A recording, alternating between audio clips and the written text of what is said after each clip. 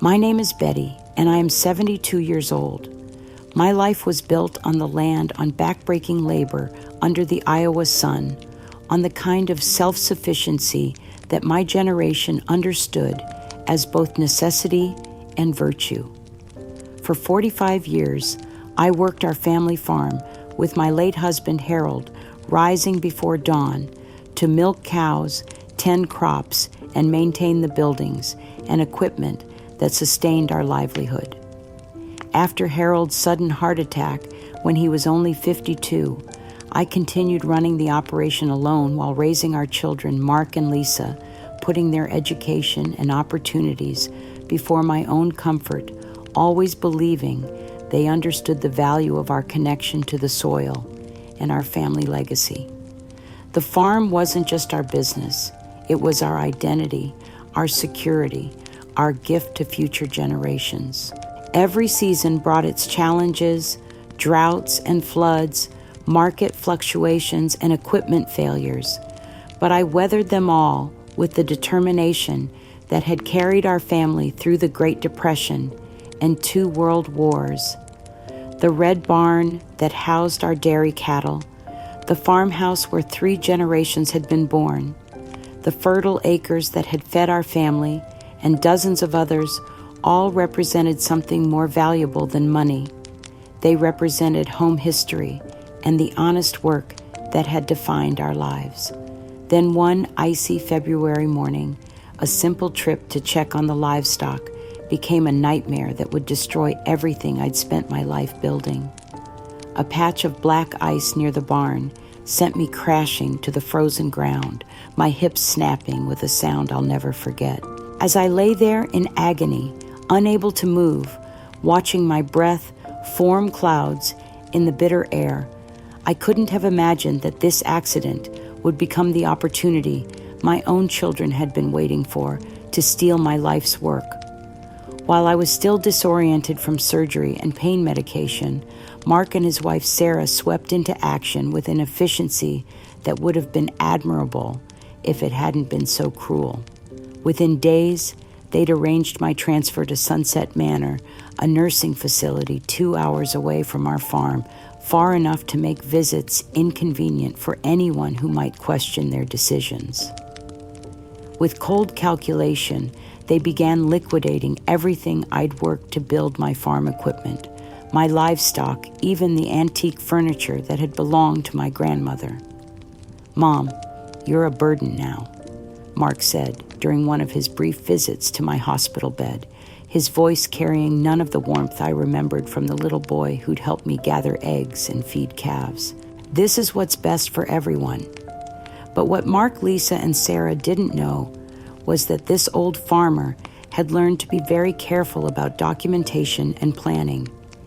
Hidden in my farmhouse were financial records proving the farm's continued profitability security cameras that had captured their discussions about cashing out while I was helpless, and a legally registered living will that explicitly outlined my wishes for independent living. Most importantly, I had allies they'd never considered neighbors who'd watched them pillage my property, social workers who understood elder abuse when they saw it, and my own stubborn refusal to disappear quietly while they divided up my life's work like vultures picking at carrion.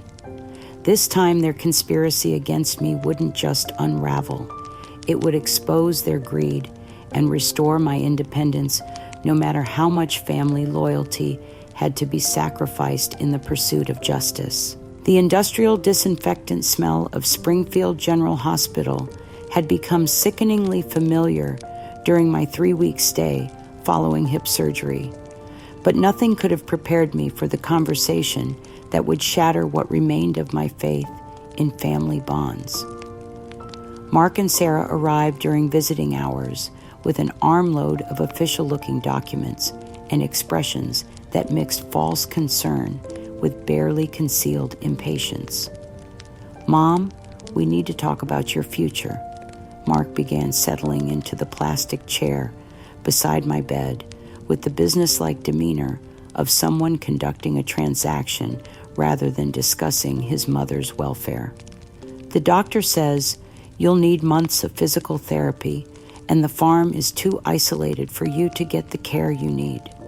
Sarah nodded sympathetically, but I could see the calculation in her eyes as she surveyed my hospital room, probably mentally appraising the few personal items I'd been allowed to keep during my stay. We found a wonderful facility called Sunset Manor. It's specifically designed for people in your situation with professional staff and all the medical support you might need. The way she emphasized your situation made me feel like a problem to be solved rather than a person recovering from an injury. I'd raised 2 children as a widowed farmer, managed a complex agricultural operation through decades of economic uncertainty, and maintained my independence well into my 70s. But suddenly I was being treated like an incompetent child whose judgment couldn't be trusted. "I don't need a nursing home," I said, struggling to sit up straighter despite the pain that shot through my hip. "Once I finish physical therapy, I can manage fine at home. I've been taking care of myself for 20 years since your father died." Mark's expression hardened slightly, and I saw a flash of something that looked disturbingly like irritation. "Mom, you fell and lay on the ground for 6 hours before Jake Morrison found you. What if he hadn't come by to check on you? You could have died out there." The fear in his voice might have seemed like genuine concern if it hadn't been accompanied by Sarah's eager nodding and the stack of nursing home brochures she'd spread across my bedside table. Lisa hovered near the doorway, avoiding my eyes in a way that suggested she was uncomfortable with whatever plan had been made without consulting me. "The farm is too much for you now." Sarah continued her tone, taking on the patient condescension reserved for elderly relatives who refuse to accept their limitations. "Mark and I have been discussing the practical realities, and honestly, Betty maintaining that place is a full-time job for someone half your age." I felt a chill that had nothing to do with the hospital's air conditioning. "What do you mean, discussing practical realities?" "The farm supports itself. I have excellent financial records showing steady profitability. I don't need you to manage my affairs." But Mark was already shaking his head with the kind of dismissive certainty that suggested my input was unwelcome rather than necessary. "Mom, you're being unrealistic. The equipment is ancient, the buildings need constant repairs, and you can't handle the physical demands anymore. It's time to be practical about liquidating assets to cover your care costs." Liquidating assets. The clinical language made my life's work sound like a business portfolio rather than the home where I'd raised my children and honored my husband's memory.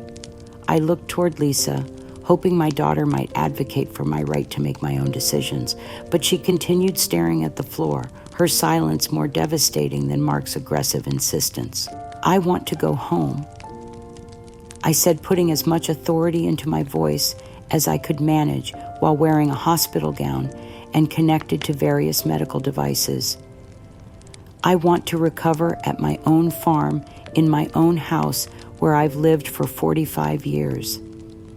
Sarah's laugh was light and musical, but it carried an edge of cruelty that made me feel foolish for expressing such a naive desire.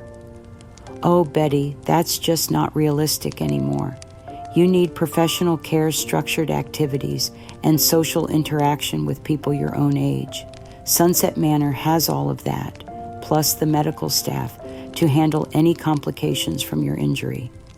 Over the following days, I watched helplessly as Mark and Sarah systematically dismantled my objections with the efficiency of people who'd planned this conversation well in advance. They'd already toured Sunset Manor, already discussed financial arrangements, already made decisions about my future without any input from the person whose life they were reorganizing. When I protested that I hadn't signed any authorization for them to act on my behalf, Mark produced a power of attorney document that he claimed I'd signed years earlier during a routine estate planning session. The signature looked like mine, but I had no memory of authorizing such broad control over my medical and financial decisions. "You probably forgot," Sarah said gently, as if my confusion were evidence of cognitive decline rather than surprise at being manipulated. "Legal documents can be very complicated, and you signed so many papers when Harold died. The most crushing blow came when I realized that my children had been discussing my situation with Sunset Manor's administrator, Mr. Henderson, for weeks before my accident. They'd apparently positioned my fall as the predictable result of stubborn independence, rather than a random mishap that could have happened to anyone. Mrs. Kowalski has been living alone on an isolated farm despite her advanced age. I overheard Mark telling Mr. Henderson during one of their phone conversations, "We've been concerned about her safety for months, and this accident just confirms that she needs professional supervision." Advanced age, professional supervision. The language of their conspiracy reduced me to a collection of risk factors and care requirements rather than a competent adult with the right to make my own choices. When I protested that I'd been managing perfectly well before my accident, Mark's response revealed the depth of his transformation from loving son to calculating heir. "Mom, your judgment isn't what it used to be. You're 72 years old, living alone on a farm that's too big for you to handle safely. We can't just wait for the next emergency and hope you're lucky enough to be found in time." The cruel efficiency with which my children had planned my exile became clear when the ambulance arrived to transport me directly from the hospital to Sunset Manor, bypassing my home entirely. I wasn't allowed to return to my farmhouse to pack personal belongings or say goodbye to the life I'd built there. "We'll bring you anything you need," Sarah assured me as the paramedics prepared my stretcher. "The important thing is getting you settled in your new home where you'll be safe and well cared for." As the ambulance pulled away from Springfield General, I caught a glimpse of my farm in the distance. The red barn and white farmhouse that had sheltered 3 generations of my family, now looking small and vulnerable under the gray February sky. I didn't know it would be the last time I'd see my home as a free woman, or that Mark and Sarah were already meeting with real estate agents to discuss the property's development potential. The betrayal was complete and calculated, executed with the kind of ruthless efficiency that suggested they'd been planning this outcome long before my accident provided them with justification. But they'd underestimated the stubborn independence that had carried me through 45 years of farming, and they had no idea that this old woman had learned to document everything and trust nothing to chance. The war for my freedom was just beginning. Sunset Manor turned out to be everything I'd feared and worse than I'd imagined. The building itself was a converted motel from the 1960s, painted institutional beige and surrounded by cracked asphalt that spoke of deferred maintenance and cost-cutting measures. My room was barely large enough for a hospital bed, a small dresser, and a single chair, with a narrow window that offered a view of the parking lot and a struggling strip mall across the street. But the physical limitations of my new home were nothing compared to the emotional devastation of watching Mark and Sarah systematically dismantle the life I'd spent decades building. Through carefully worded phone calls and monthly financial statements that were clearly designed to confuse rather than inform, I began to understand the scope of their theft. "We sold the dairy cattle to Johnson's farm down the road," Mark informed me during one of his brief visits, his tone suggesting he was reporting routine business rather than the destruction of my livelihood. "The equipment auction brought in less than we hoped, but it's all going toward your care expenses." The numbers he quoted were so far below market value that I knew he was either lying about the sale prices or keeping a substantial portion of the proceeds for himself. My 30 head of Holstein cattle, including several prize-winning milk producers, had allegedly sold for less than half what they were worth. The John Deere tractor that Harold had bought new in 1995 had supposedly brought only a few $1,000s at auction. Sarah's contributions to these updates were even more insulting, delivered with the kind of patronizing sweetness that made my skin crawl. Don't worry about the financial details, Betty. We're handling everything so you can focus on getting better. The important thing is that you're safe and comfortable here. Safe and comfortable. I was imprisoned in a facility that smelled like urine and industrial cleaning supplies, eating meals that bore no resemblance to food, and watching my life's work being sold off piece by piece, while my children gaslight me about my own financial situation. The breakthrough that revealed the true scope of their betrayal came through an overheard conversation between two nursing assistants who were discussing the rich families that dumped elderly relatives at Sunset Manor while profiting from their estates. That new lady in room 12, one of them said, not realizing I was within earshot, her son just bought a brand new luxury truck with cash. Must be nice to inherit while your mother's still alive to see you spend her money. The casual cruelty of the observation hit me like a physical blow. Mark had been driving the same pickup truck for 8 years, constantly complaining about repair costs and dreaming aloud about upgrading to something newer. Now apparently, my involuntary residence at Sunset Manor had provided him with the financial freedom to indulge that dream. But it was the conversation I overheard between Mark and Sarah during their next visit that revealed the cosmic irony of their greed and the devastating secret that made their betrayal unbearable. They thought I was napping when they stepped into the hallway to discuss their progress in liquidating Mom's assets, but decades of farm life had trained me to sleep lightly and wake at the smallest unusual sound. The farmhouse should bring at least $300,000. Sarah was saying, her voice carrying the excitement of someone discussing a lottery windfall. The developer said the location is perfect for a subdivision, and the barn can be torn down to make room for more houses. Mark's response revealed that he'd been planning this theft long before my accident provided him with an opportunity.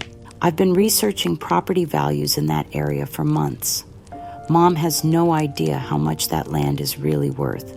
She's been sitting on a gold mine while living like she's barely getting by. The casual dismissal of my financial acumen was insulting enough, but it was Mark's next comment that shattered my heart beyond repair. She always acted like the farm was some kind of sacred family legacy, but it's just real estate. Property that can be converted into actual wealth instead of sentimental nonsense about continuing Dad's work. Continuing Dad's work. The phrase triggered a flood of memories about the secret I'd carried for over 30 years, the sacrifice I'd made to save both the farm and Mark's future when he was too young to understand the magnitude of the crisis we'd faced. The drought of 1987 had been the worst in Iowa's recorded history, destroying crops and killing livestock across 3 counties. Our farm, like hundreds of others, faced bankruptcy and foreclosure as mounting debts exceeded our ability to generate income from devastated fields and failing equipment. Mark had been 19 then, home from his first year of college and full of dreams about his future in agricultural business. He'd planned to return to the farm after graduation to modernize our operations and expand into new markets. But with our creditors demanding immediate payment and the bank threatening foreclosure, his dreams seemed destined to die along with our financial security. The salvation that kept our farm from bankruptcy came from a source I'd never told anyone about, not even Harold. My grandfather had quietly deeded me a 100-acre parcel of undeveloped timberland when I turned 18, intending it as my personal inheritance and security for the future. I'd never mentioned it to Harold because he'd been so proud of building our farm operation himself, and I'd planned to save it for my own retirement or pass it to our children as an additional inheritance. Instead, I'd sold that land to a development company for enough money to pay off our debts, replace our failed equipment, and provide seed money for the following year's planting. Mark never knew that his college tuition, his ability to return to a solvent farm operation, and his future inheritance all depended on my sacrifice of the only financial asset that had been truly mine alone. For over 30 years, I'd watched him build his life and career on the foundation of that secret sacrifice, never expecting gratitude, because he'd never known what I'd given up to secure his future. But listening to him now discuss my property as if it were an inconvenient obstacle to his wealth was like watching someone dance on my grave while I was still alive to witness the desecration. The meeting Mark and Sarah had arranged with Mr. Henderson was supposedly about coordinating my care plan, but it quickly became clear that their real agenda was formalizing my permanent exile while extracting my remaining assets. We want to ensure Betty has everything she needs for long-term comfort. Mark said, his performance of filial concern almost convincing enough to fool someone who didn't know his true motivations. We're prepared to establish a care fund that will cover all her expenses indefinitely. The documents they presented for my signature were written in the kind of legal language designed to obscure rather than clarify, but I recognized their purpose clearly enough. By signing, I would be acknowledging Sunset Manor as my permanent residence, transferring control of my remaining financial assets to a management fund, overseen by Mark and Sarah, and waiving any future claims to property or inheritance rights. This is really for your own protection. Sarah explained, her voice carrying the patient tone of someone dealing with a confused elderly person. Complex financial management can be overwhelming, and this way you won't have to worry about bills or investments or property taxes. We'll handle everything so you can focus on enjoying your retirement. Enjoying my retirement in a converted motel room that reeked of despair and industrial cleaning products, eating cafeteria food, and sharing a bathroom with a woman who screamed about imaginary intruders every night. This was their vision of my golden years warehouse storage for an inconvenient parent, while they converted my life's work into vacation funds and luxury purchases. But as I sat in that depressing conference room, listening to my children discuss my future as if I were an object rather than a person, I felt something ignite in my chest that hadn't died despite months of systematic humiliation. I was a farmer's daughter who'd survived the Great Depression, a widow who'd raised 2 children while managing a complex agricultural operation, a woman who'd sacrificed her own inheritance to save her son's future. Mark and Sarah thought they were dealing with a confused old woman who could be manipulated into signing away her rights. They were about to discover that some kinds of strength can't be stolen or intimidated, and that a lifetime of hard work and careful planning had taught me exactly how to fight back against predators, even when those predators shared my blood. The war for my independence was about to escalate beyond anything they'd anticipated. The final blow came without warning on a gray March morning when Mr. Henderson knocked on my door wearing an expression of practiced regret that I'd learned to associate with devastating news delivered by people who'd already moved past caring about its impact. Mrs. Kowalski, he began, consulting his clipboard with the detached efficiency of someone reading a weather report. I'm afraid we need to discuss a change in your housing situation. Your family has requested a transfer to our partner facility, Meadowbrook Extended Care, which is better equipped to handle residents with challenging behavioral issues. Challenging behavioral issues. The phrase was clearly code for my refusal to sign the documents that would have formalized my financial surrender and permanent institutionalization. My insistence on understanding where my money was going, my request to speak with attorneys about my rights, my attempts to contact neighbors who might verify the true value of my liquidated assets all had been reframed as evidence of mental instability requiring specialized management.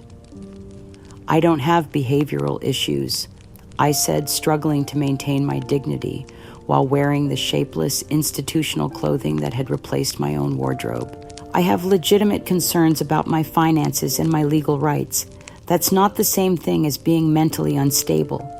Mr. Henderson's expression remained carefully neutral, but I could see the impatience in his eyes as he explained that Mark and Sarah had already arranged my transfer, and that resistance to appropriate care recommendations was itself considered evidence of the cognitive decline that justified their decisions.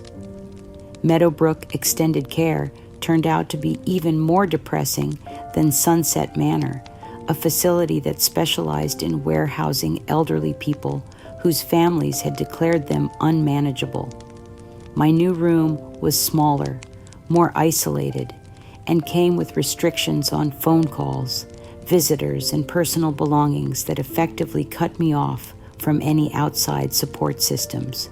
But the cruelest element of my exile wasn't the physical conditions or even the systematic isolation. It was the complete abandonment by the daughter I'd believed might still retain some capacity for love and loyalty. Lisa had remained silent throughout Mark and Sarah's campaign against me, neither supporting their actions nor opposing them, maintaining a cowardly neutrality that was perhaps more painful than open hostility.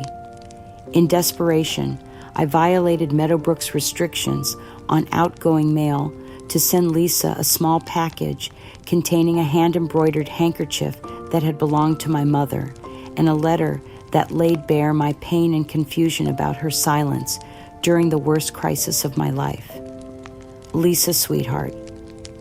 I wrote, I know Mark has convinced you that this institutionalization is necessary, but I need you to remember the mother you knew for 45 years before this nightmare began. I need you to visit me to see for yourself that I'm mentally competent and capable of making my own decisions.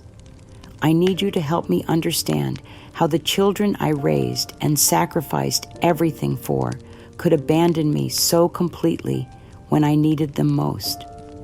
The response arrived a week later, devastating in its brevity and finality. My mother's handkerchief had been returned deliberately torn and stained, along with a printed note that felt like reading my own death sentence. Mom, you need to stop. I can't handle this emotional manipulation anymore. Mark and Sarah are doing what's best for everyone, and you need to accept that your situation has changed. This is how it has to be. Please don't contact me again. The formal distance of that communication, the complete absence of warmth or acknowledgement of our shared history, confirmed that I'd lost both my children to greed and cowardice. Lisa had chosen the path of least resistance, supporting Mark's theft through silence and abandonment, rather than facing the difficult moral questions his actions raised. That same week, I learned through a sympathetic nursing assistant that Mark and Sarah had sold my farmhouse to a development company for nearly $500,000, far more than the modest proceeds they'd claimed the property would generate. They'd used the money to purchase a new house in an expensive suburb, complete with the kind of luxury amenities that my decades of hard work had made possible. Sarah's social media posts, which the nursing assistant showed me on her phone, featured photos of their new granite countertops, hardwood floors, and professionally landscaped yard, along with captions about new beginnings and shedding old burdens. The casual cruelty of describing my life's work as a burden while displaying the wealth they'd gained from stealing it was almost more than I could bear. But it was during a conversation with Ruth Morrison, the elderly care ombudsman who'd been investigating complaints about Meadowbrook's treatment of residents, that I finally revealed the most painful secret of my life, the truth that made Mark's betrayal not just cruel, but cosmically ironic. "Mrs. Kowalski," Ruth said gently, "I need to understand the full scope of what's been done to you if I'm going to help you fight back. Sometimes there are family dynamics or hidden histories that explain why adult children feel entitled to treat elderly parents as disposable assets." So I told her about Mark's conception, the secret I'd carried for over 30 years, to protect both my late husband's pride and my son's sense of identity and belonging. Harold had been desperate for children, but years of trying had resulted in only heartbreak and expensive medical consultations that confirmed his infertility without offering any solutions. The affair that resulted in Mark's conception wasn't romantic or passionate. It was a calculated decision by a desperate woman who'd watched her husband's dreams of fatherhood slowly destroying his spirit. I'd met a traveling agricultural consultant at a farm equipment show, a man whose resemblance to Harold was strong enough to make the deception plausible, and I'd made the choice that would give Harold the son he wanted, while ensuring our farm would have an heir to carry on our legacy. Harold never questioned the timeline. When I announced my pregnancy, too overjoyed at the prospect of fatherhood to examine the mathematical possibilities too closely. He died believing Mark was his biological son, and Mark had grown up with the security of knowing he belonged completely to our family and our land. For 30 years, I'd carried the guilt and complexity of that secret, watching Mark build his identity around his connection to Harold's memory and the farm that represented our family's heritage. I'd sacrificed my own inheritance to save his future, supported his education and early career ventures, and planned to leave him everything I'd worked to build, all while carrying the knowledge that his very existence was the result of my deception. Now learning that he viewed my life's work as nothing more than real estate to be liquidated for his personal gain, I understood the cosmic cruelty of secrets kept for the wrong reasons. The son I'd created through desperate love and sacrifice had grown into a man who felt entitled to destroy everything I'd built to secure his inheritance while I was still alive to witness the devastation. Ruth listened to my confession with the professional compassion of someone who'd heard every variety of family tragedy, but her response surprised me with its clarity and strength. "Mrs. Kowalski," she said firmly, "what you've told me doesn't justify what's been done to you. It actually makes Mark's actions more inexcusable, not less. You've spent your entire adult life protecting and providing for him, and he's repaying that devotion by stealing your independence and dignity. We're going to expose this conspiracy and get you back home where you belong." For the first time in months, I felt hope kindle in my chest. Someone finally understood that I wasn't a confused old woman whose family was managing a difficult situation. I was a competent adult whose own children had conspired to steal her life's work while she was vulnerable and isolated. The war for my freedom was about to begin in earnest, and this time I wouldn't be fighting alone. Meadowbrook Extended Care revealed itself to be less a healthcare facility than a warehouse for inconvenient elderly people whose families had decided they were better off forgotten. My new room was a windowless box, barely large enough for a narrow bed and a plastic chair with walls so thin that I could hear every conversation argument and cry for help from the other forgotten souls who'd been deposited here by relatives eager to claim their inheritances while avoiding the inconvenience of actual caregiving. The systematic neglect began immediately and was clearly designed to break whatever spirit remained in residents who might still harbor hopes of independence or dignity. My call button was routinely ignored for hours at a time, leaving me trapped in bed when I needed help reaching the bathroom or getting basic pain medication. When I complained to the nursing staff about the delays, their responses carried the weary irritation of people who viewed residents as nuisances rather than human beings deserving basic care. Mrs. Kowalski, we have other patients too, the head nurse would say, her tone suggesting that my needs were unreasonable rather than fundamental. You'll have to wait your turn like everyone else. The meals when they arrived were barely recognizable as food, lukewarm, flavorless substances that bore no resemblance to the fresh vegetables and home-cooked meals I'd prepared for my family for 45 years. The portions were small, the nutrition questionable, and the timing irregular enough to leave residents constantly hungry and weak. I watched my weight drop steadily as my body struggled to survive on institutional slop delivered with institutional indifference. But the physical neglect was nothing compared to the psychological torture of listening to staff members discuss the residents as if we were inventory rather than people. During shift changes, I'd hear them talking about the dumped ones whose families had paid minimal fees and disappeared, leaving elderly relatives to rot in understaffed facilities with no oversight or accountability.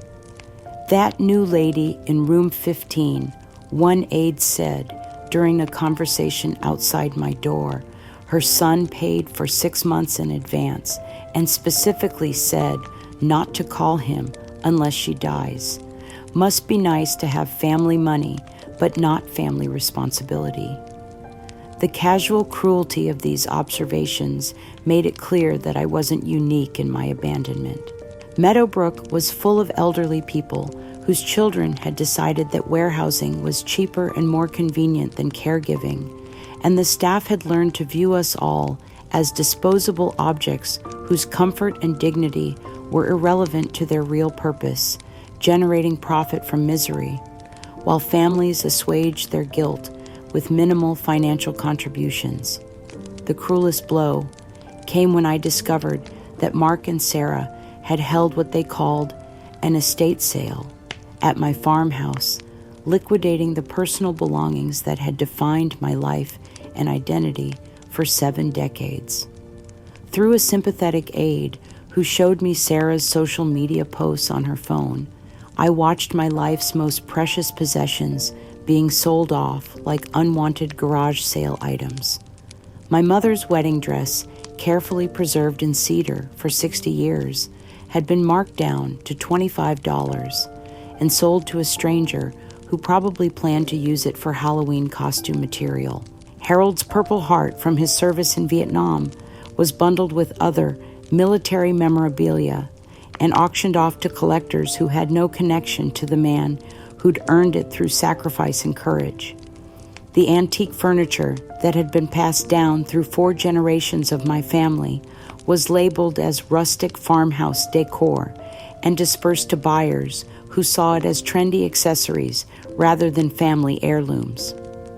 Sarah's Instagram posts about their new modern home featured some of my smaller belongings as charming vintage touches, but the context made it clear that my life's accumulations were now nothing more than decorative elements in their upgraded lifestyle. She'd taken my grandmother's hand-embroidered doilies and displayed them as authentic country accents in their granite and stainless steel kitchen, completely divorced from the love and labor that had created them. But the most devastating violation came when Mark and Sarah brought my grandchildren Tom and Emily to participate in a community service project at a different senior center, one with better facilities and more favorable publicity than Meadowbrook. The local newspaper covered their inspiring young volunteers, helping elderly residents, but the quotes they gave to the reporter revealed the depth of their coaching and manipulation. "It's important to take care of old people," 8-year-old Tom told the interviewer, his innocent face serious with programmed concern. "Sometimes they get confused and can't take care of themselves anymore, so families have to make hard choices to keep them safe." Emily, now 6, held up a drawing of a happy family that showed Mark, Sarah, Tom, and herself smiling together in front of a large house with no sign of the grandmother who'd once been central to their lives. When the reporter asked about other family members, Sarah quickly redirected the conversation to discuss their personal experience with difficult family decisions and the importance of professional care for elderly relatives who can no longer live independently. The implication was clear. I was the difficult elderly relative whose care had required professional intervention, while Mark and Sarah were the responsible adults who'd made painful but necessary decisions for everyone's well-being. My grandchildren had been transformed into poster children for the narrative that portrayed my institutionalization as an act of love rather than theft and abandonment. The legal trap that Mark and Sarah had been constructing reached its culmination when a lawyer I'd never met arrived at Meadowbrook with documents that would formalize my financial surrender and permanent exile. The papers were written in dense legal language, but their purpose was unmistakable. By signing, I would acknowledge that my placement at Meadowbrook was voluntary and appropriate, waive any claims to my liquidated assets, and agree not to pursue legal action against my children for their handling of my affairs. Mrs. Kowalski, the lawyer explained with the patient condescension reserved for elderly clients who were assumed to lack comprehension, "Your family is concerned about your ongoing distress over financial matters. This agreement will provide you with permanent guaranteed care while relieving you of the burden of managing complex estate issues that might be confusing at your age." The threat was implicit, but clear: sign the papers and accept permanent institutionalization or risk losing even the minimal care that Meadowbrook provided. Mark and Sarah had positioned themselves as my only advocates with the facility administration, and their continued support was contingent on my cooperation with their theft. But just as despair threatened to overwhelm what remained of my resistance, hope arrived in the form of William Crawford, the family attorney who'd helped Harold and me draft our wills and estate plans 20 years earlier. At 78, Bill was officially retired, but he'd been searching for me ever since Mark had stopped returning his calls about executing my carefully planned estate documents. "Betty," he said, when he finally tracked me down at Meadowbrook, his familiar voice carrying the warmth of someone who'd known me as a competent adult rather than a discarded burden. "I've been looking for you for months.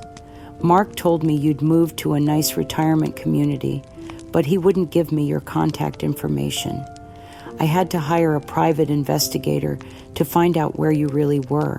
Bill's presence at my bedside felt like receiving word from the outside world that I still existed as a legal person with rights and options. More importantly, he'd brought copies of the estate planning documents I'd created during more optimistic times when I'd assumed my children would honor my wishes rather than steal my life's work while I was still alive to witness their betrayal. "Your living will explicitly states your preference for independent living and your opposition to institutional care except in cases of severe medical necessity. Bill explained spreading the documents across my bed table. More importantly, the financial power of attorney you signed has specific limitations that Mark has clearly exceeded. He had no legal authority to liquidate your assets without your explicit consent. For the first time in months, I felt something other than despair. The careful planning I'd done during healthier times had created legal protections that Mark and Sarah either didn't know about or had chosen to ignore. Their theft wasn't just morally wrong, it was legally actionable, and I had an ally who understood both the law and my true character. As Bill gathered up the documents and prepared to begin what he warned me would be a complex legal battle, I felt my farmer's determination rekindling. I'd survived drought, floods, equipment failures, and the death of my husband while maintaining a successful agricultural operation.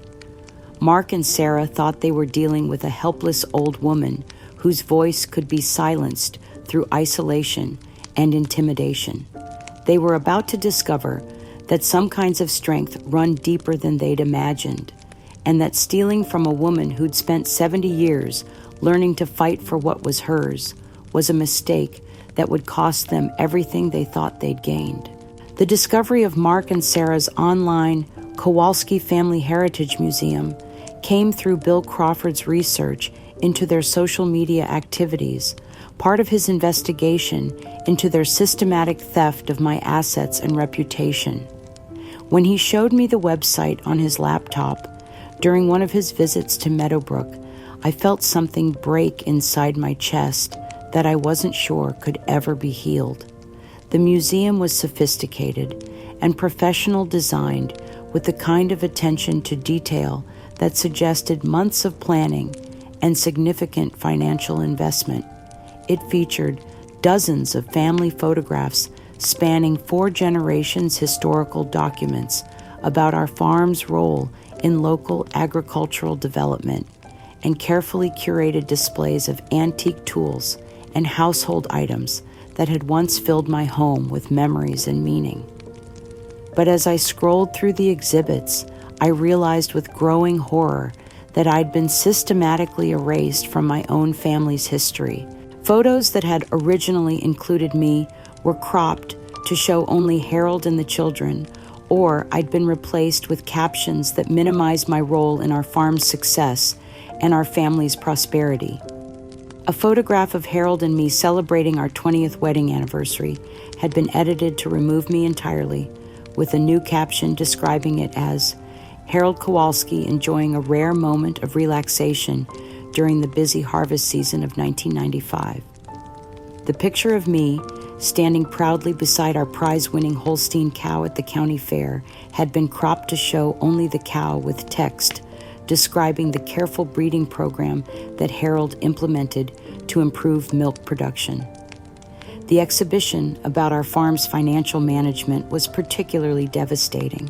Mark had created detailed charts showing agricultural income and expenses over 3 decades, but all credit for successful planning and investment was attributed to Harold's business acumen and Mark's own early involvement in modernizing operations.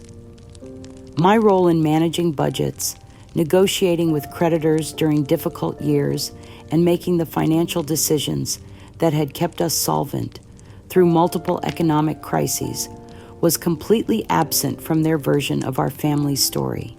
But the cruelest element of their historical revision was the section titled Caring for Our Elders, which presented my current situation as the inevitable result of declining health and the natural progression of aging rather than the calculated theft and abandonment that had actually occurred. As Betty entered her 70s, the exhibit explained the demanding physical requirements of farm life became increasingly difficult for her to manage safely. After a serious fall that left her hospitalized for weeks, the family made the difficult but necessary decision to ensure she received professional care in a facility equipped to handle her changing needs. The narrative was accompanied by what appeared to be audio recordings of me discussing my confusion about financial matters and my difficulty accepting help from my children.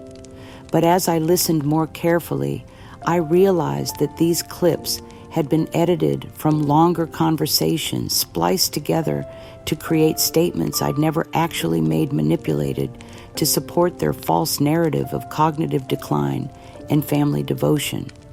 One recording seemed to show me admitting that I couldn't handle the farm anymore and was grateful for my children's help in making difficult decisions. But I remembered the actual conversation I'd been talking about my temporary limitations during recovery from hip surgery, not expressing any desire to abandon my home permanently. Mark had recorded our phone calls without my knowledge and then edited them to manufacture evidence of mental incompetence. The grandchildren's section was perhaps the most heartbreaking element of their propaganda campaign. Tom and Emily had recorded video testimonials about their new peaceful family life and their relief at not having to worry about Grandma Betty anymore. Their words were clearly scripted, but their delivery was convincing enough to fool anyone who didn't know them personally. We used to worry about Grandma living all alone on that big farm. Emily said, her 6-year-old face showing the earnest concern of a child repeating lessons she'd been taught. Now we know she's safe and getting the help she needs from nice doctors and nurses. Tom's contribution was even more devastating. Dad and Mom explained that sometimes old people get confused and forget things, and they need special care. We're happy that Grandma has people to take care of her, so our family can be peaceful. The casual way my grandchildren discuss my exile, as if my absence from their lives was a relief rather than a loss, confirmed the success of Mark and Sarah's campaign to rewrite our family's narrative. These children who'd once begged to spend summers at the farm and help with chores had been taught to view me as a burden that had been appropriately removed from their lives. But the online museum's most insidious feature was its interactive comment section, where visitors could share their own stories about difficult decisions involving elderly family members. The responses were overwhelmingly supportive of Mark and Sarah's courage in making painful but necessary choices about my care. "Thank you for sharing your family's story," wrote one commenter. "My own mother went through similar denial about her limitations, and it's comforting to see other families who've navigated these challenges with such grace and compassion." Another response praised their realistic approach to elder care and their refusal to enable unhealthy dependency in elderly relatives who couldn't accept their changed circumstances. The museum had successfully positioned my children as experts in geriatric care management sources of wisdom for other families struggling with difficult elderly relatives who refused to accept help. My life's work and my fight for independence had been reframed as the selfish stubbornness of an aging woman who couldn't face reality. But as devastating as the museum was, it also provided Bill Crawford with crucial evidence of Mark and Sarah's calculated campaign to justify their theft. The sophistication of their propaganda, the extent of their media manipulation, and the premeditated nature of their historical revision all supported our legal argument that this wasn't simply a family disagreement about care arrangements, but a deliberate conspiracy to defraud me of my assets while destroying my credibility. More importantly, Bill had been contacted by Janet Morrison, an investigative journalist, who'd seen the museum and recognized the patterns of elder abuse and family exploitation that she'd covered in previous stories. Janet was particularly interested in the edited audio recordings, which she suspected violated federal laws about consent and fraud, in addition to state laws about elder abuse. Mrs. Kowalski, Janet told me during a carefully arranged interview at Meadowbrook, "What your children have done goes far beyond stealing your money. They've created an elaborate false narrative designed to justify elder abuse while positioning themselves as heroes. This isn't just a family story. It's a criminal conspiracy that other families need to know about. For the first time since my fall had triggered this nightmare, I felt hope that my true story might be heard by people who would understand the difference between legitimate care decisions and predatory theft disguised as family responsibility." The museum that had been designed to erase me from my own history was about to become evidence of crimes that would expose Mark and Sarah's cruelty to the same public audience they'd been trying to impress. The war for my reputation and dignity was about to become very public, and this time the truth would have professional advocates who understood exactly how to dismantle lies, no matter how sophisticated their presentation. The systematic campaign to silence my voice began the day after Bill Crawford's first visit to Meadowbrook, when Mr. Henderson informed me that new facility policies would be restricting my access to outside communications for my own safety and well-being. The timing wasn't coincidental. Mark and Sarah had clearly pressured the administration to isolate me from any advocates who might interfere with their ongoing theft and manipulation.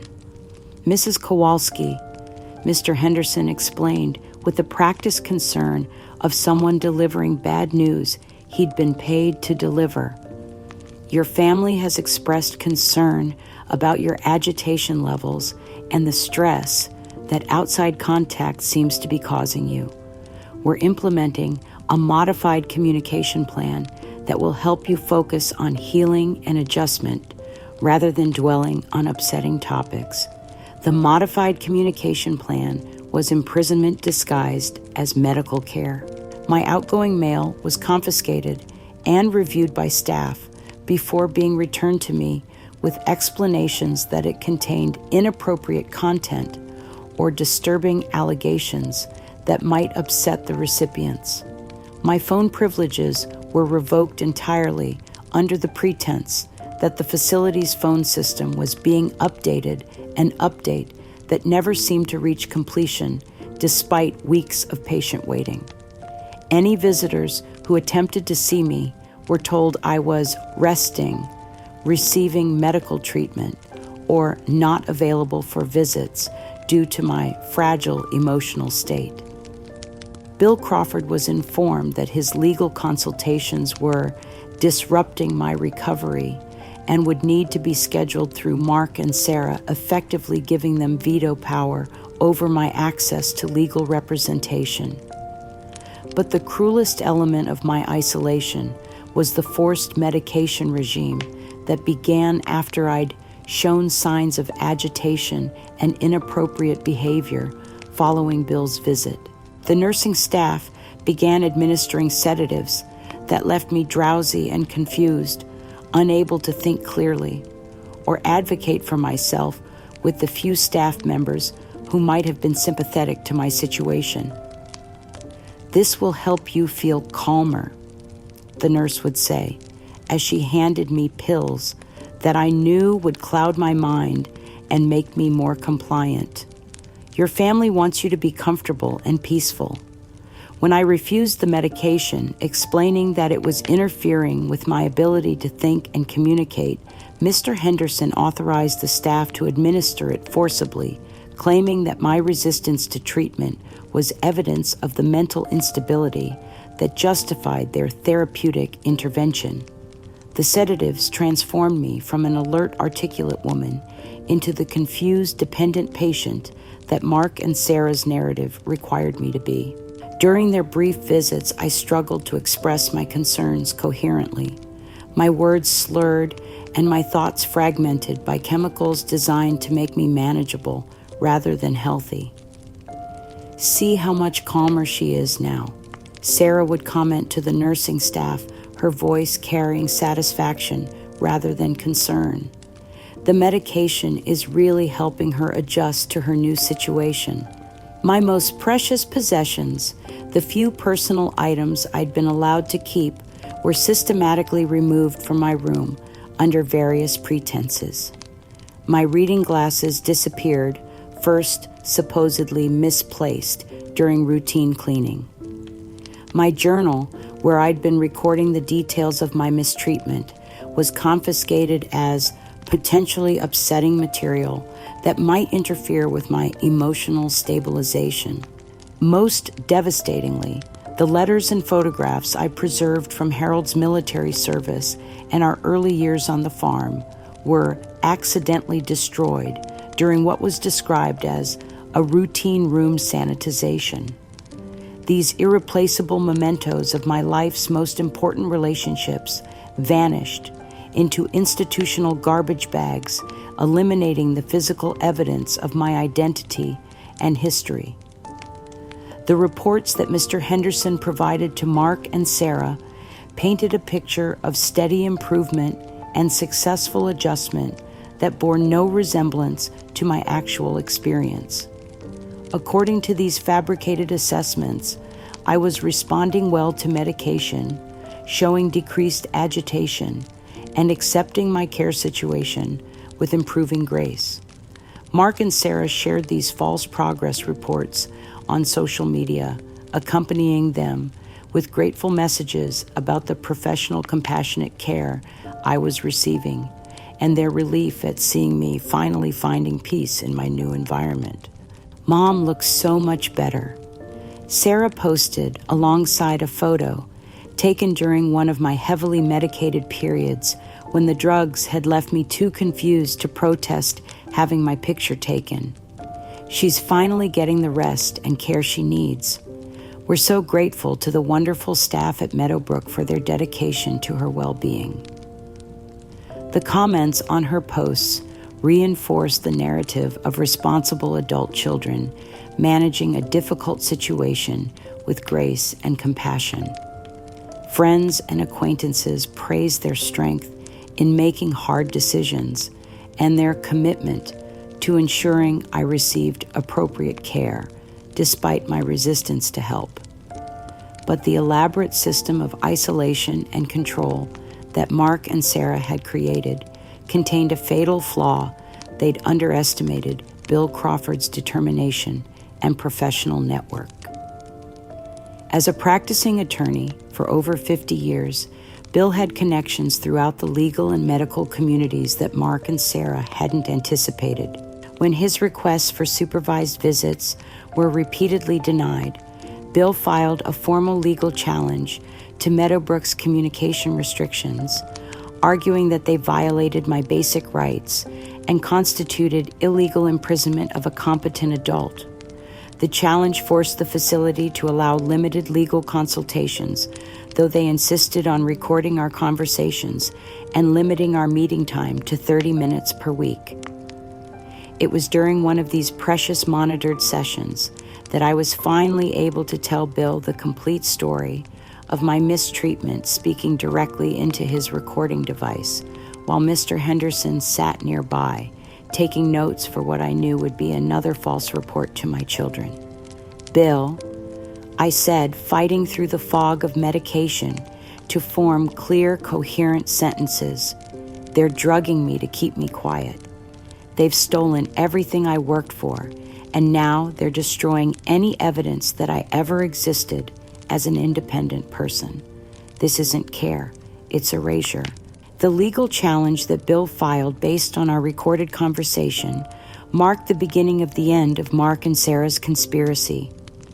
They'd succeeded in isolating me from most potential advocates, but they'd failed to account for the determination of a lawyer who'd known me as a competent adult and recognized elder abuse when he saw it.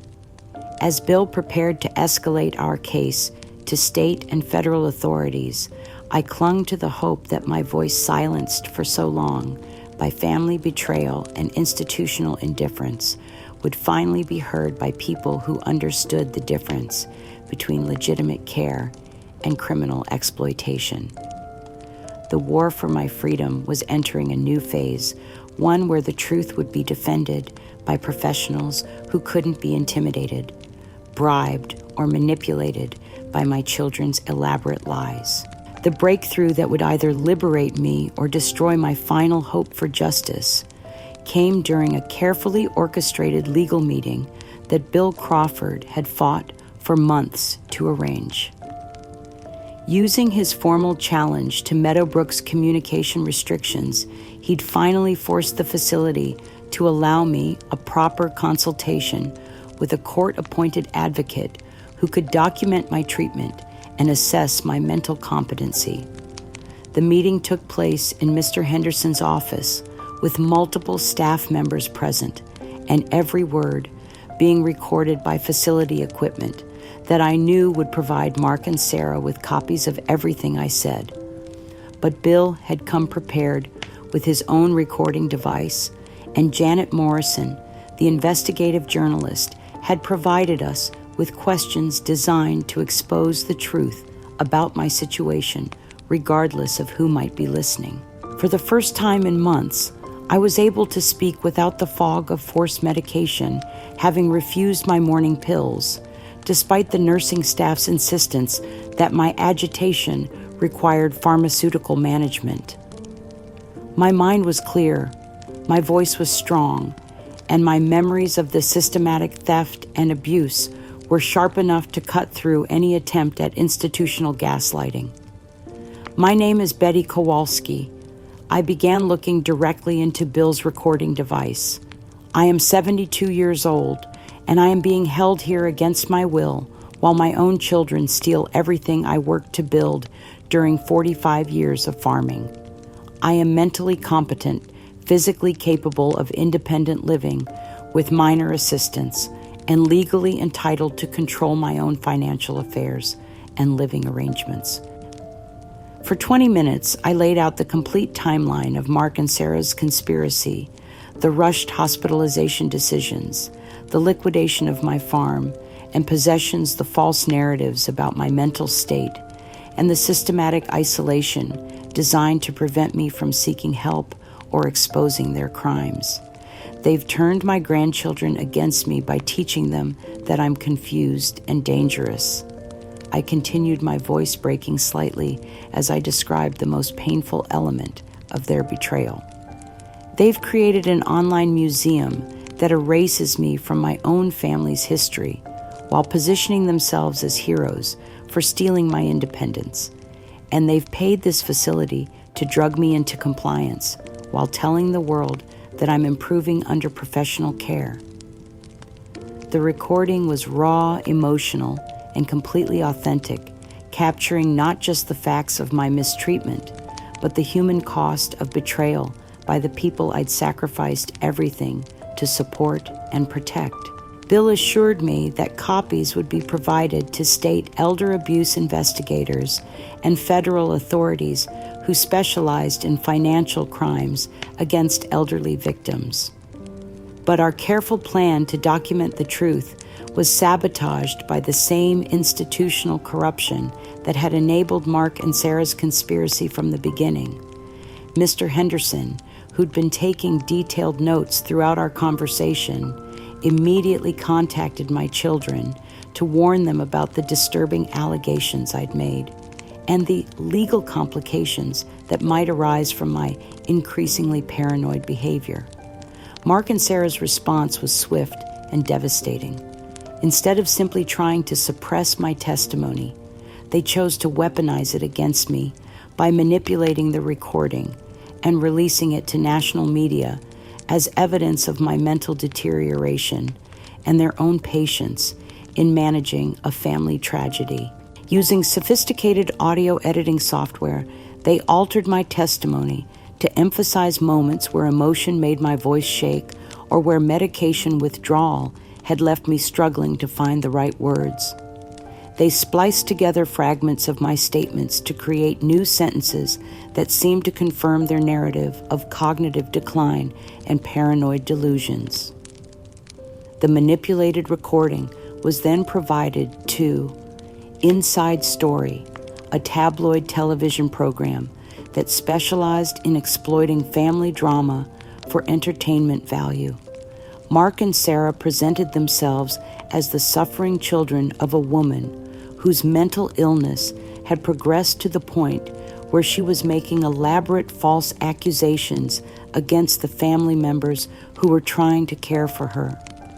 "We're heartbroken by what's happening to our mother," Mark told the television interviewer, his performance of grief so convincing that even I almost believed his sincerity. "The woman you hear on that recording isn't the strong, independent farmer who raised us. This is what dementia can do to someone you love, and we're doing everything we can to ensure she gets the professional help she needs." Sarah's contribution was even more devastating as she wept openly while describing the impossible burden of watching me deteriorate and the guilt they felt about not being able to care for me at home. "Betty was such a proud woman," she said through carefully timed tears. She would be mortified to know that people are hearing her in this state, making these wild accusations against her own children. "We just want her to find peace, but her illness makes that so difficult." The national broadcast included carefully selected clips from my recording edited to make me sound exactly like what they claimed.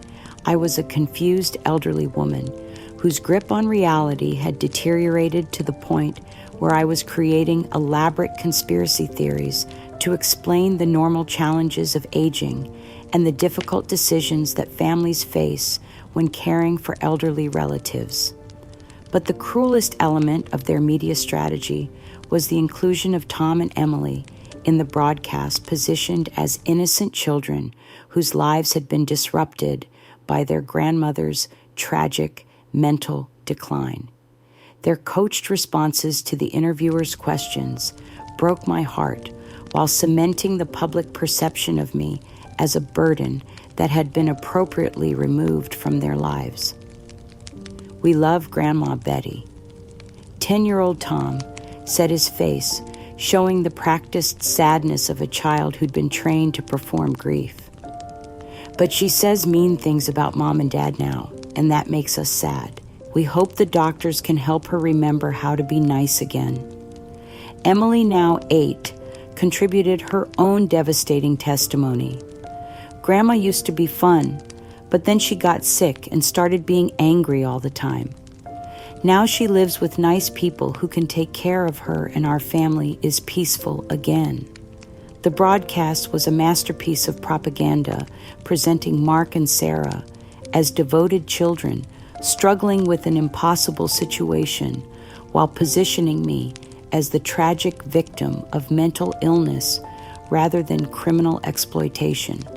The manipulated audio evidence supported every lie they'd told about my condition while making my legitimate complaints sound like the paranoid ramblings of someone whose connection to reality had been severed by disease. The response to the national broadcast was overwhelming and uniformly supportive of Mark and Sarah's courage in sharing their difficult family story. In social media filled with praise for their honesty about mental illness and their strength in making heartbreaking but necessary decisions about my care. "Thank you for speaking openly about dementia," wrote one commenter.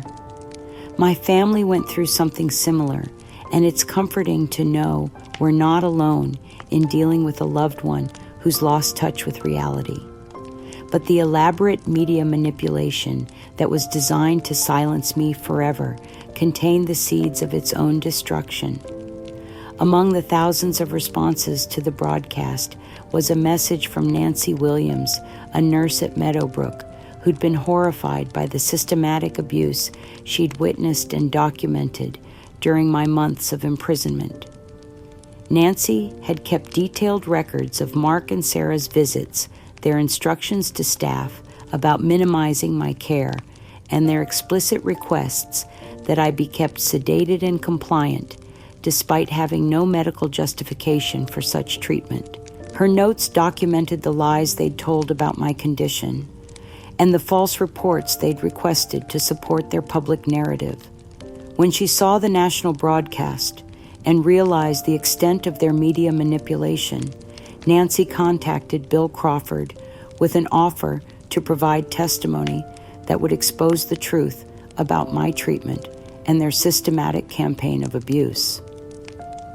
Mr. Crawford, she told him during a clandestine meeting in a parking lot miles from Meadowbrook, what you heard on that television program was the voice of a woman who's been drugged and isolated for months, not someone suffering from dementia. I've been a nurse for 20 years, and I know the difference between mental illness and criminal abuse. Betty Kowalski is a victim, and her children are predators. For the first time since this nightmare began, I had an ally inside the system that had been used to imprison me, someone with professional credentials and documented evidence who could counter Mark and Sarah's lies with objective medical testimony. The war for my freedom was about to enter its final phase, and this time the truth would have a powerful advocate who couldn't be intimidated or silenced.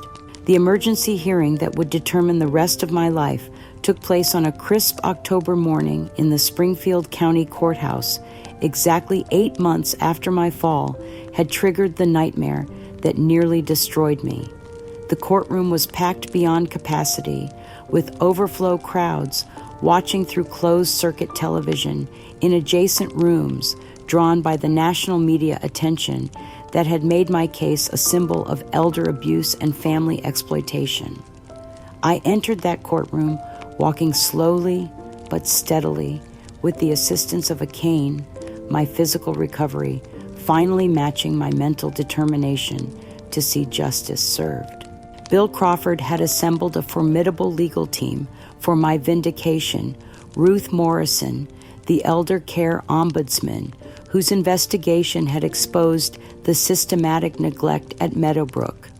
Janet Morrison, the investigative journalist whose reporting had brought national attention to my case, and Nancy Williams, the nurse, whose courage in coming forward had provided crucial insider testimony about my mistreatment. Mark and Sarah sat at the defendant's table with their expensive attorney, their composure still intact, but their eyes showing the strain of people who'd been living under increasing legal pressure for months.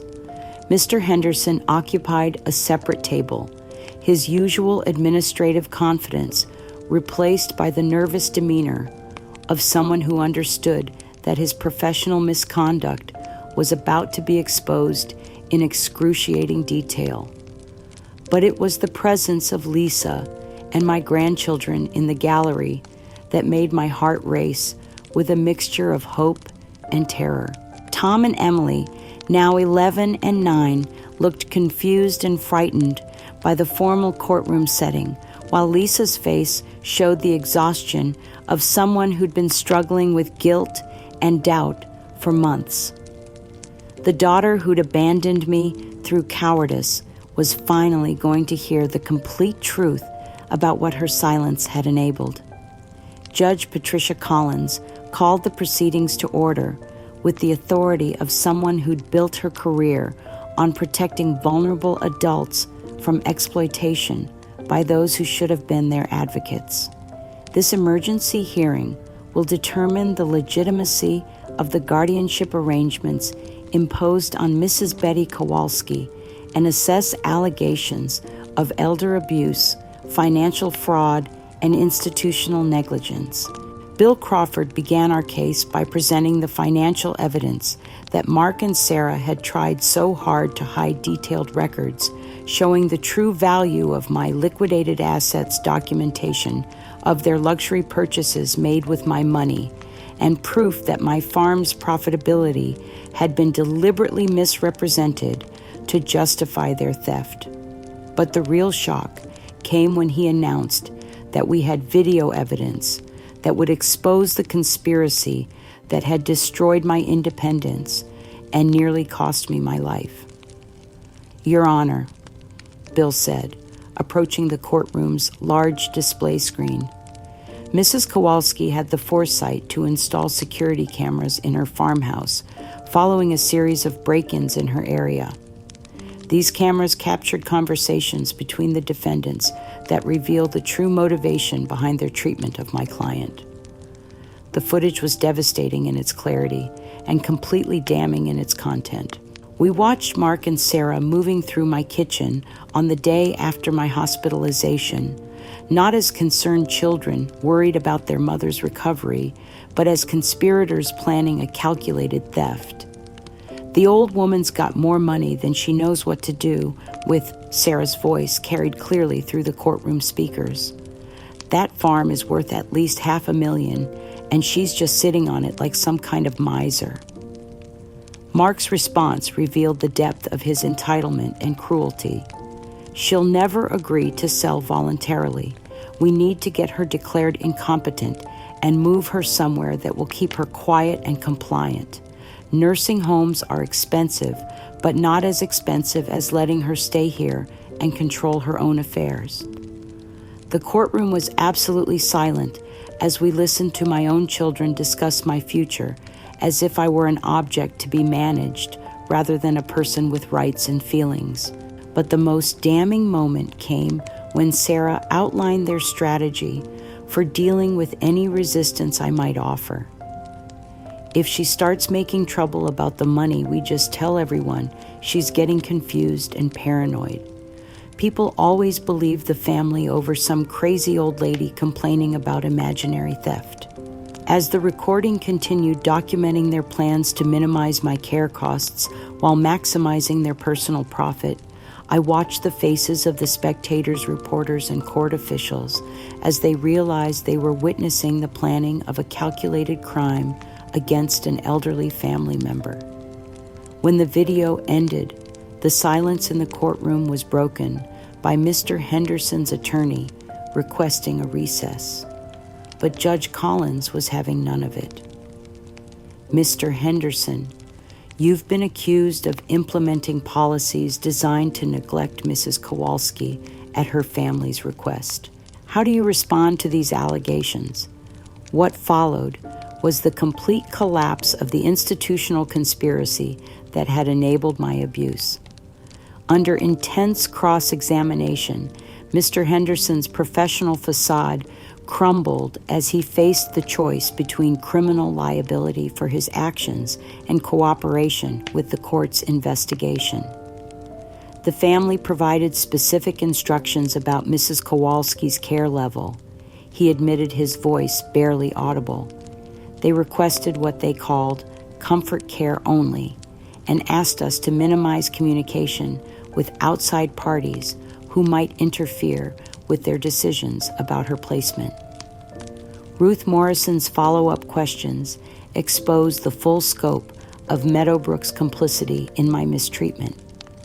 Mr. Henderson confessed to altering my medical records to support the narrative of mental decline, restricting my communications to prevent me from seeking help, and implementing a medication regime designed to keep me sedated rather than healthy. The facility received additional compensation for managing difficult residents. He revealed his confession, confirming that my children had literally paid extra to have me silenced and marginalized. But it was Mark and Sarah's reaction to this cascade of revelations that provided the most dramatic confirmation of their guilt and character. As the evidence mounted and their lies were systematically exposed, their carefully maintained composure finally shattered completely. "This is all lies," Mark screamed, launching himself from his chair with a violence that sent his attorney scrambling for safety. "She set us up. She recorded us without permission. She manipulated everyone into believing her crazy stories."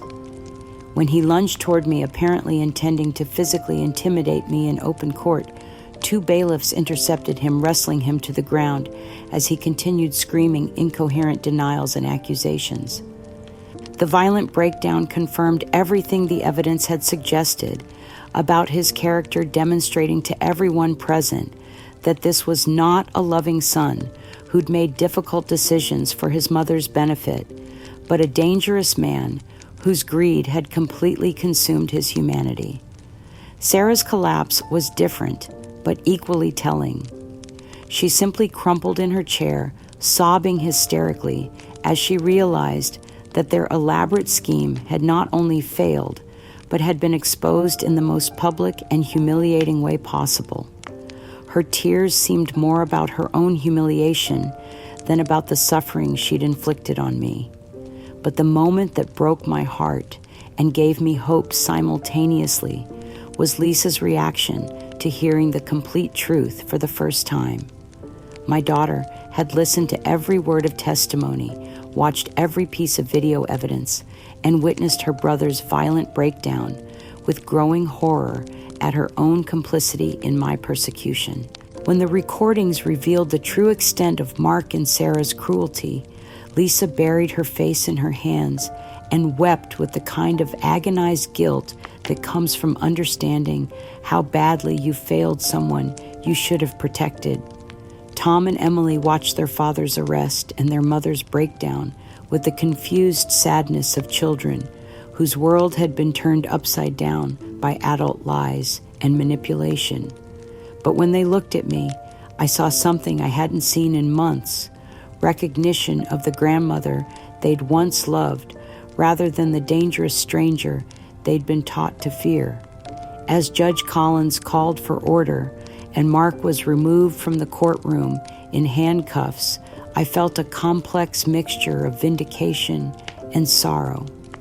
The truth had finally been heard. Justice was finally within reach.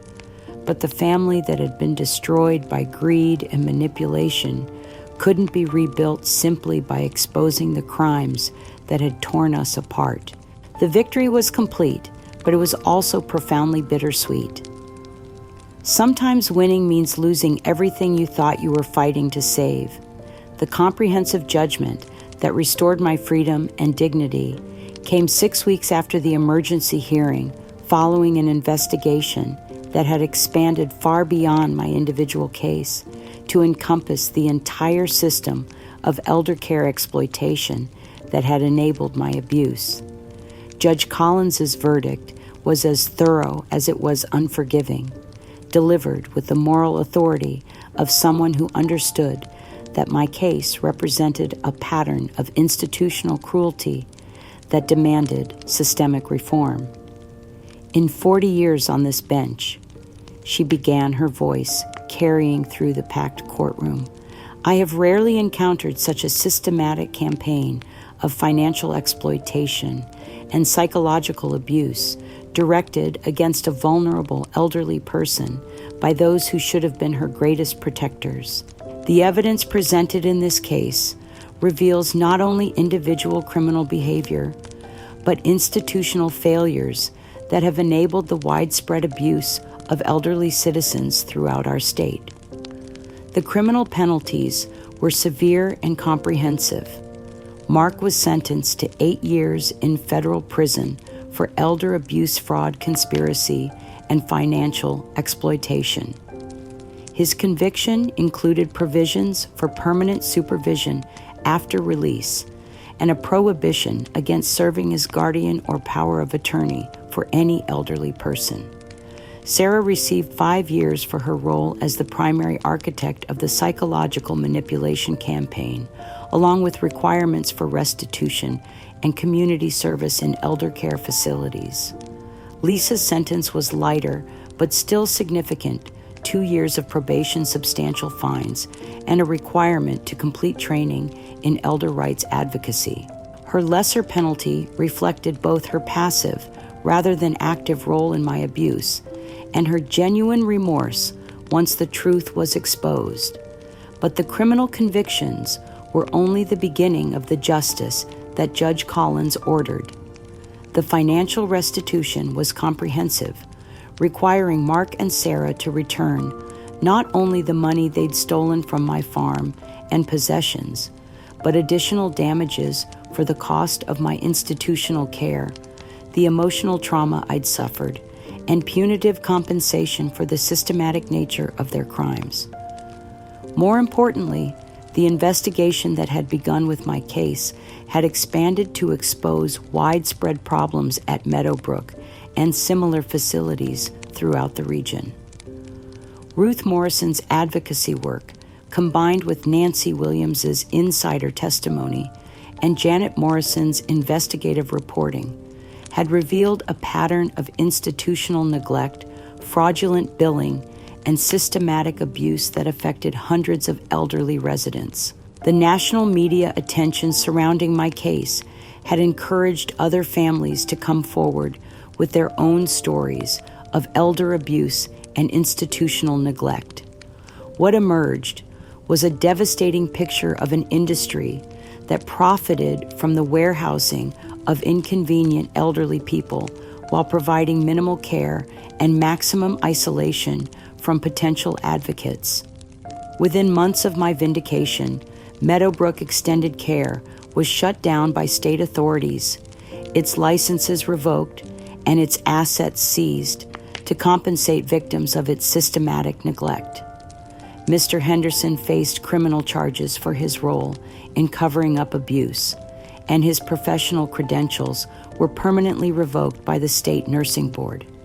But the most significant outcome of our legal victory was the comprehensive reform legislation that Judge Collins recommended, and that was subsequently passed by the state legislature. The Betty's Law package included mandatory reporting requirements for nursing home staff, surprise inspection protocols, and severe penalties for facilities that restricted residents' communications with the outside world. The letter I received from Mark 6 months after his imprisonment was both heartbreaking and pathetic, written in the cramped handwriting of someone whose world had collapsed under the weight of his own choices. "Dear Mom," it began, "I know you probably hate me, and I know I don't deserve your forgiveness, but I need you to understand that I never meant for things to go so far. The money pressures were overwhelming, and Sarah kept pushing for more aggressive action, and I was weak. I let greed overcome everything you taught me about right and wrong." The letter continued for several pages, alternating between genuine remorse and subtle attempts to shift blame to Sarah's influence or his own financial pressures. But the final paragraph revealed that his fundamental character hadn't changed, despite the devastating consequences of his actions. "I'm facing 8 years in here, and the legal fees have bankrupted us completely. If there's any way you could help with appeals or commissary money, I would be grateful. I'm still your son, despite everything that's happened." Reading those words, I felt profound sadness rather than anger. This broken man, writing from his prison cell, still didn't understand that his relationship with me couldn't be rebuilt through financial transactions or legal maneuvering. He'd lost the right to call himself my son when he'd chosen to treat me as an obstacle to his inheritance rather than the mother who'd sacrificed everything to ensure his future. Sarah's fate was perhaps more fitting than any formal punishment could have been. Her social climbing ambitions were destroyed by her association with elder abuse and fraud. Her marriage to Mark couldn't survive his imprisonment and their mutual recriminations, and her former friends treated her as toxic collateral damage from a scandal they wanted to forget. But the most profound transformation was Lisa's journey from complicit bystander to fierce advocate for elder rights. The guilt and shame she felt over her role in my persecution became the driving force behind a complete reconstruction of her character and priorities. "Mom," she said, during one of our early reconciliation conversations, tears streaming down her face, "I can't undo what I failed to do when you needed me most. But I can spend the rest of my life trying to make up for my cowardice by fighting to protect other elderly people from what we did to you." Lisa's commitment to making amends went far beyond words. She enrolled in social work courses, volunteered at legitimate elder care facilities, and became a powerful advocate for nursing home reform. Her firsthand knowledge of how families could manipulate and exploit elderly relatives made her an effective speaker at conferences and legislative hearings.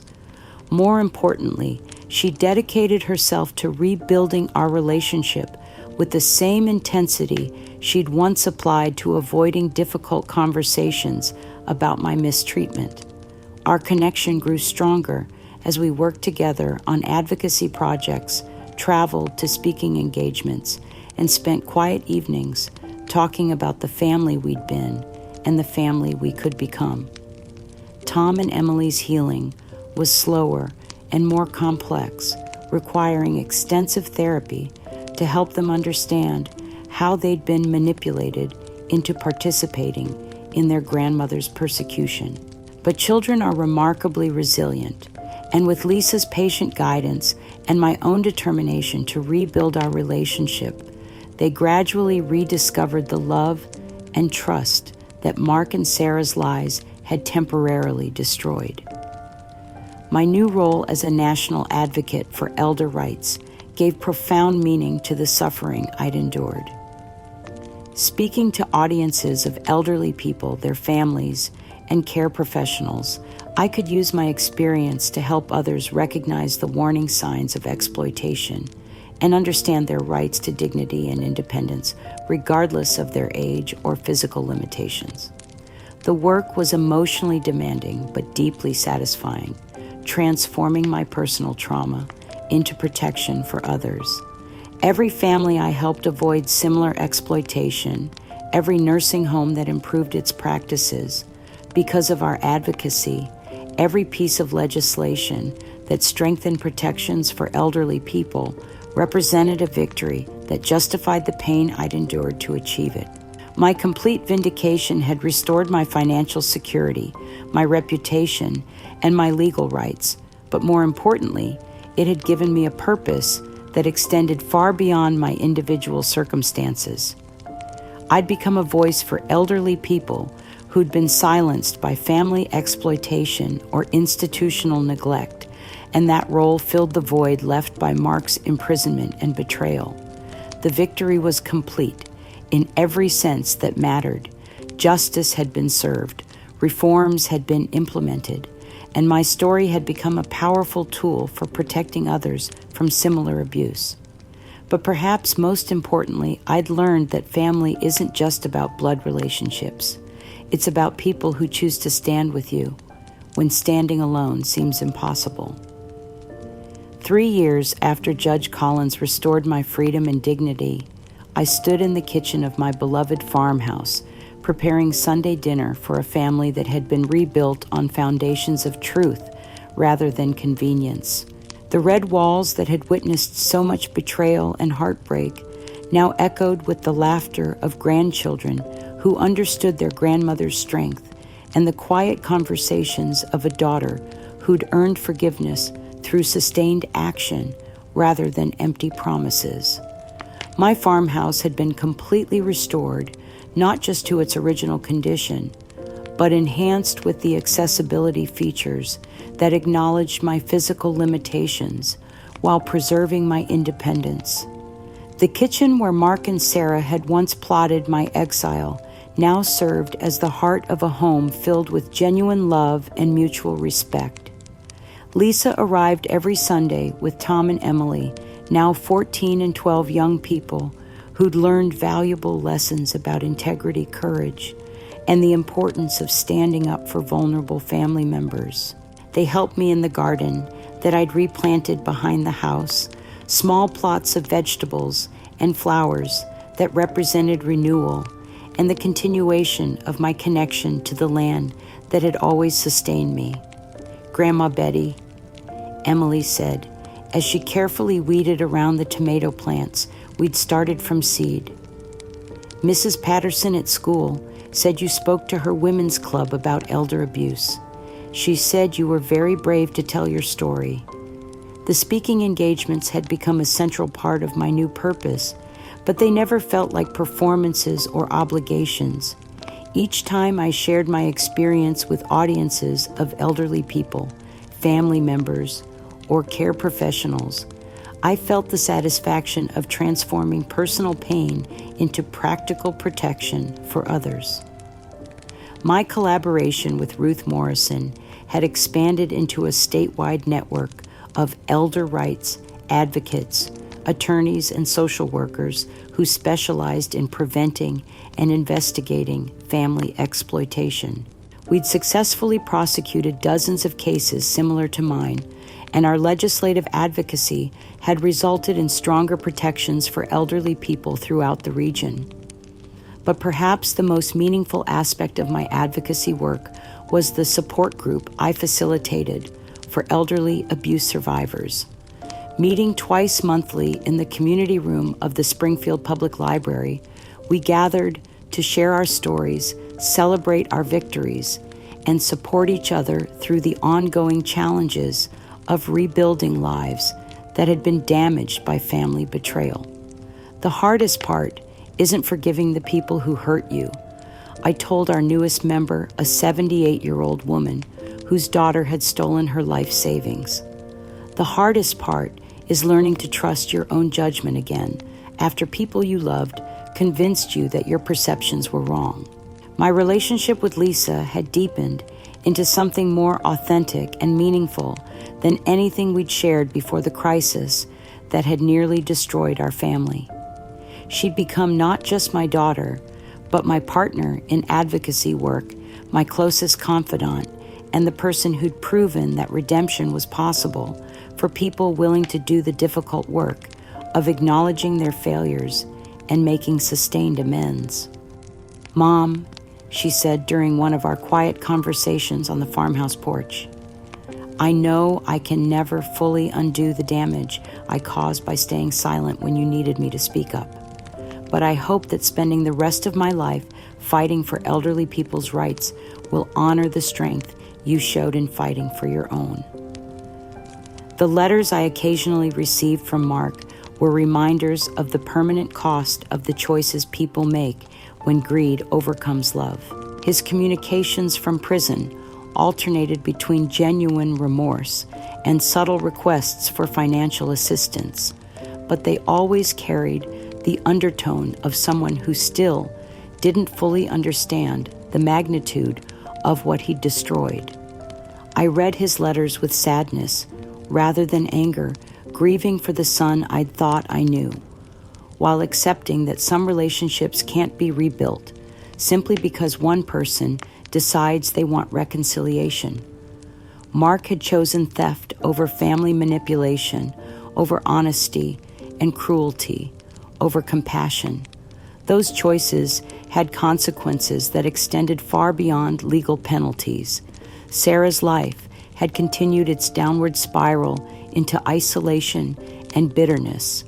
Her attempts to rebuild her reputation in other communities had been unsuccessful, as the national media coverage of our case had made her name synonymous with elder abuse and family exploitation. She'd become a cautionary tale rather than the social success she'd once imagined herself becoming. But my focus remained on the future rather than the past, on the work that gave meaning to my experience and the relationships that had survived the test of crisis. The farmhouse that had once been threatened with sale to developers now served as a meeting place for advocates, a sanctuary for abuse survivors, and a symbol of what elderly people could accomplish when they refused to accept injustice as inevitable. My daily routine included physical therapy to maintain my mobility correspondence with other advocates across the country, and the simple pleasures of tending my garden and maintaining the home that represented my hard-won independence. At 75, I was living the most purposeful and satisfying life I'd ever known. The recognition that came with my advocacy work, including awards from elder rights organizations and invitations to speak at national conferences, felt meaningful because it amplified voices that were too often ignored.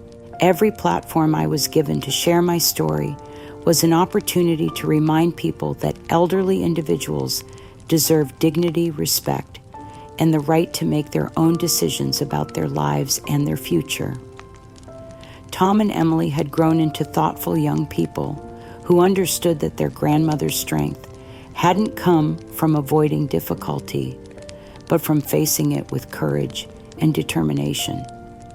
They often brought friends to our Sunday dinners, introducing me as Grandma Betty, the one who fought back and won. But perhaps the most profound satisfaction came from the knowledge that my suffering had not been meaningless.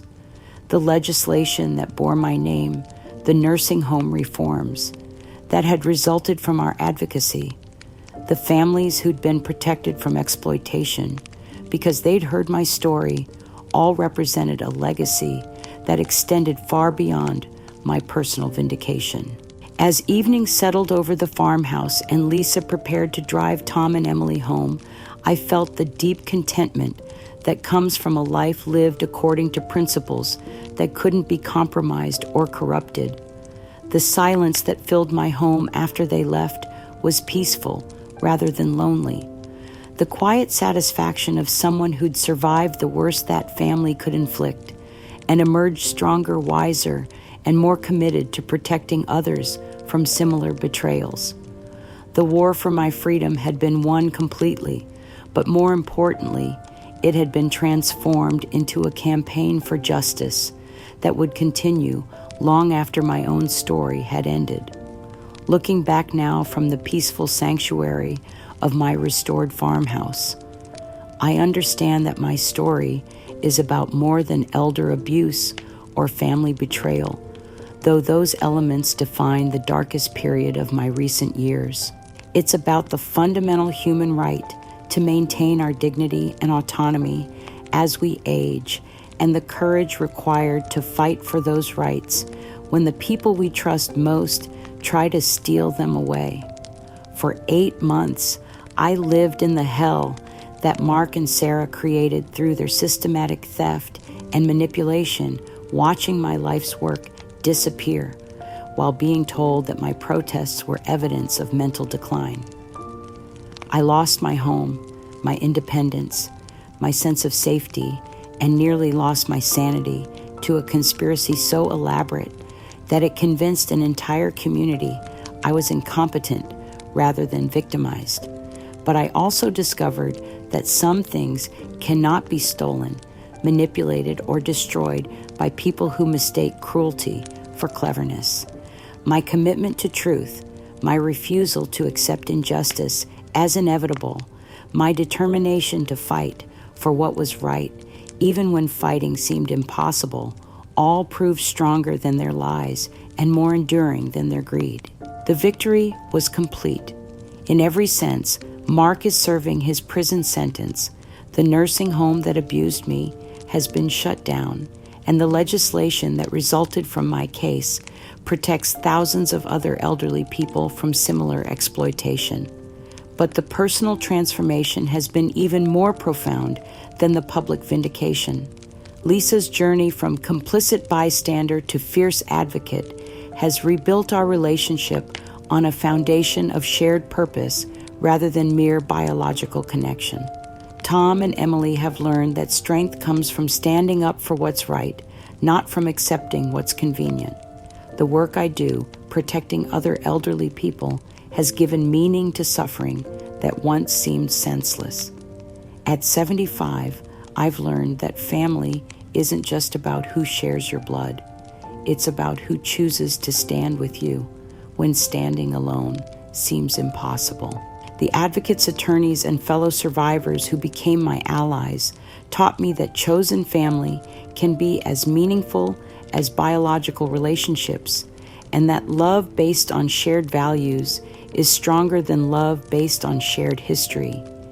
The scars remain, but they no longer define me. I am Betty Kowalski, survivor, an advocate, a woman who refused to surrender her dignity to people who thought they could steal it with impunity. The silence in my farmhouse still carries echoes of loss, but it also resonates with the quiet satisfaction of a life lived according to principles that could not be corrupted or compromised. Some victories are worth any price, and some truths are worth preserving, even when their revelation costs everything you thought you were fighting to save. My greatest lesson wasn't about the dangers of trusting family, but about the importance of trusting myself, even when everyone around me insisted I was wrong.